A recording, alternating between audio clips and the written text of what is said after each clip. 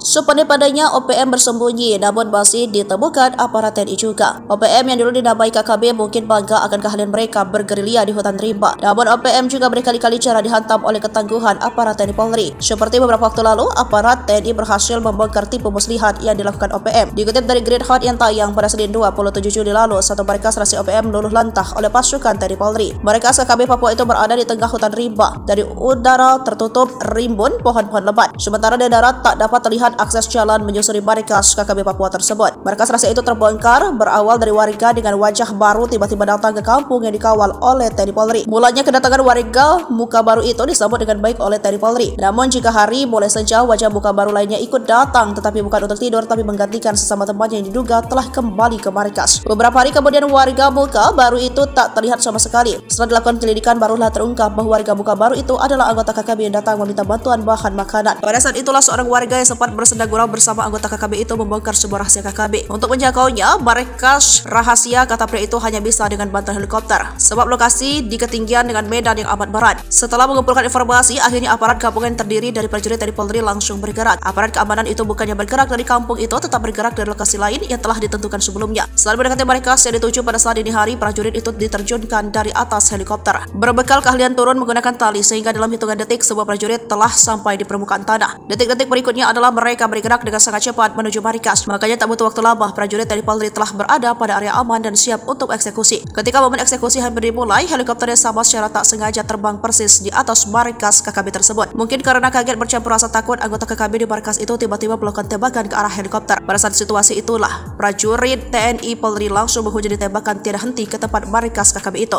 Muntahan amunisi itu diarahkan sepenuhnya ke markas tersebut sehingga dalam waktu singkat markas telah dikuasai. Dari video viral itu tak diperlihatkan di wilayah mana TNI Polri dengan gagah berani menumpas anggota KKB tersebut. Tak disebutkan pula di bawah pimpinan siapa anggota KKB bermarkas di tempat itu. Yang tersiar hanyalah gambar berisi proses penyerangan prajurit TNI Polri ke markas tersebut. Tersiar pula jalur pelarian anggota KKB melalui alur sungai yang ada di dekat markas persembunyian itu. Meski berusaha melarikan diri sambil menenteng senjata, tapi beberapa di antaranya tertembak kala sedang menyusuri kali. Dari peristiwa ini tampak jelas betapa KKB yang terlihat sanggar kalah beraksi, tetapi mereka juga ternyata takut ketika menghadapi maut.